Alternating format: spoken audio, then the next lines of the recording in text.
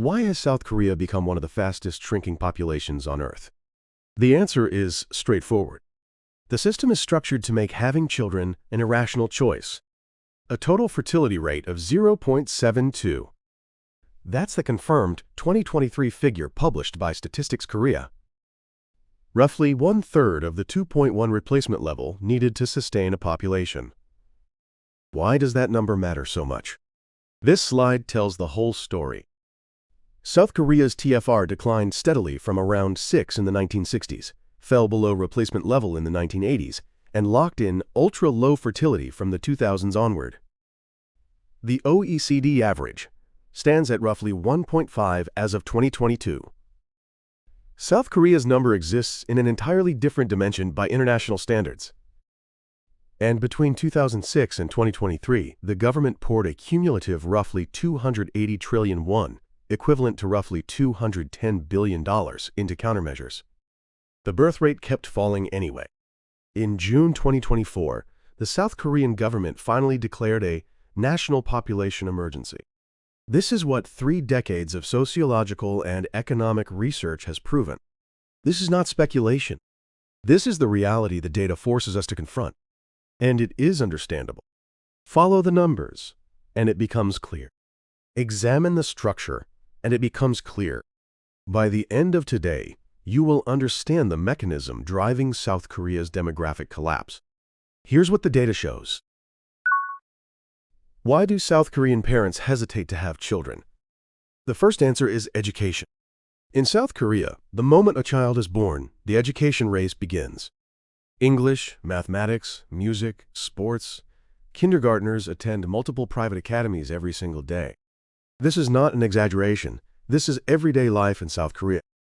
According to the 2023 Private Education Expenditure Survey for elementary, middle, and high school students, published by Statistics Korea and the Ministry of Education in March 2024, total private education spending surpassed 27.1 trillion won, roughly 3 trillion yen, setting a new all-time high. Now here's what matters.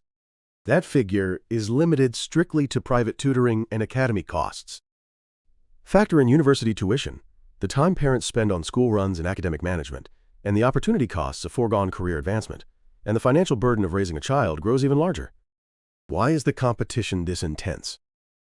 In South Korean society, admission to Seoul National University, Korea University, or Yonsei University, the so-called Sek-Y schools, is treated as the de facto ticket to a stable life. Which university you attend determines your employer, your income, and your social standing. That conviction drives parents to invest relentlessly in education. An irrational calculation follows. If you cannot afford the cost of educating even one child, you don't have one. This is not an emotional decision. It is a rational response to incentives. The data is unambiguous. According to the OECD's hours worked data for 2022, South Korean workers average 1,901 hours per year. The OECD average is 1,752 hours. Germany logs 1,341 hours. What does that gap actually mean? After returning home from work on a weekday, the time available for childcare is vanishingly small. You may be thinking, but doesn't parental leave exist? The policy does exist. But the take-up rate among eligible fathers, that is, fathers of newborns, stands at just roughly 6.8%, according to 2022 data from Statistics Korea's parental leave statistics. Implicit workplace pressure, the impact on promotions, the sense of burdening colleagues. The policy exists, but a culture that prevents its use exists alongside it. There is a further structural problem. Young South Koreans face high rates of non-regular employment and limited income growth. Data from the OECD and COSIS repeatedly shows that employment instability is a factor driving the postponement of marriage and childbirth. When future income is uncertain, the decision to have children gets deferred. Here is where the structural deadlock becomes undeniable. Without dual incomes, daily life is not financially viable. But maintaining dual incomes alongside long working hours leaves no physical time for childcare. Taking parental leave means taking a career hit. And stable employment itself is not guaranteed for the younger generation. The choice to have a child is not a question of love.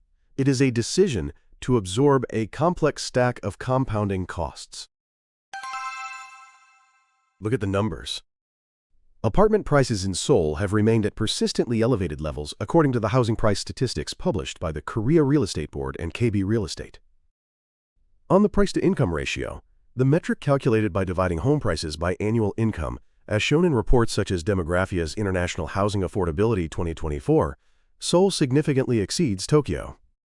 But that is only part of the picture. South Korea's unique rental system, known as jeonse, is undergoing a structural transformation.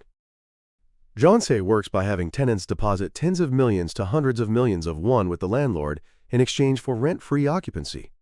This system became a major social crisis in 2022 and 2023, when a wave of cases emerged where landlords could not return deposits, including large-scale fraud schemes known as the Villa King scandal.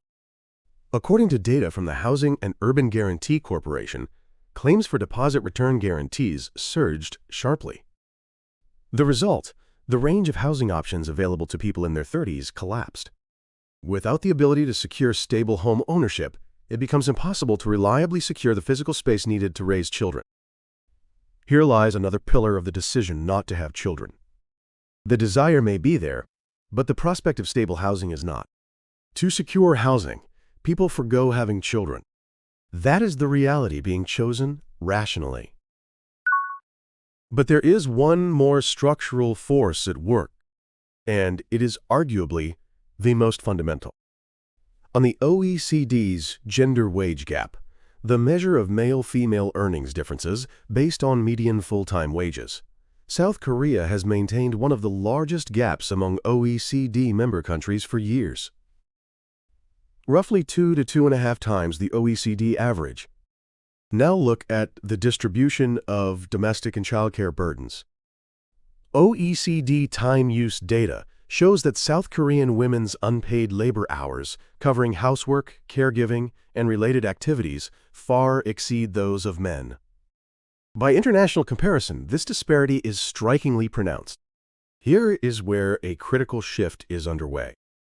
Today, South Korean women in their 20s and 30s exceed men in university enrollment rates. This is a generation that is invested heavily in education, has careers, and seeks economic independence.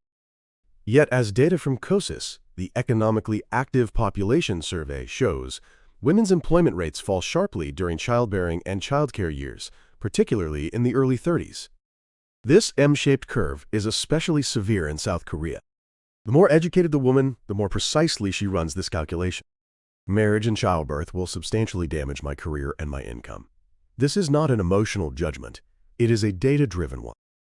And marriage rates are declining. The proportion of unmarried men and women in their 30s, as recorded in the census-based age cohort unmarried rate, continues to rise for both sexes. Here is the most important question. Has the South Korean government done nothing? Far from it. Between 2006 and 2023, the South Korean government invested a cumulative roughly 280 trillion won in measures targeting the declining birth rate. Based on data from sources including the National Assembly Budget Office of Korea, this is equivalent to roughly $210 billion in US dollars. As a share of GDP, it ranks among the highest levels in the OECD. So why did the birth rate keep falling? The answer lies in a fundamental confusion between treating symptoms and treating structure. What were the government's primary policy tools? Cash bonuses for having children. Expanded child allowances. Increased public child care infrastructure. Every one of these rests on the assumption that financial incentives change behavior. But consider the core of the problem. Total private education spending exceeds 27 trillion won per year. Seoul housing prices are a multiple of average annual incomes. After childbirth, women pay a significant career cost in the form of a sharp drop in employment rates. A birth bonus is a drop in the ocean against this structure. When the underlying incentives don't change, behavior doesn't change. In the wake of this failure, in June 2024, the South Korean government declared a national population emergency. The creation of a dedicated Ministry of Population Strategy at the Vice Prime Minister level was also announced. The government itself acknowledged the limits of everything it had done before. But the path to reforms that simultaneously transform all four structural forces is steep. These four structural forces do not exist in isolation. They reinforce one another. Start with the education race.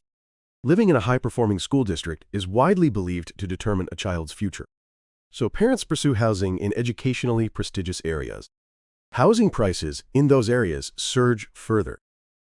When housing costs surge, dual incomes become a virtual necessity. But if both partners work long hours, time for childcare physically ceases to exist.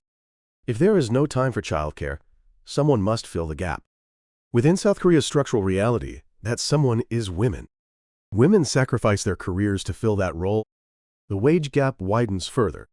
And compounding this chain, employment instability among young people accelerates the damage. OECD data shows a positive correlation between employment stability and birth rates. When future income is uncertain, both marriage and childbirth are deferred.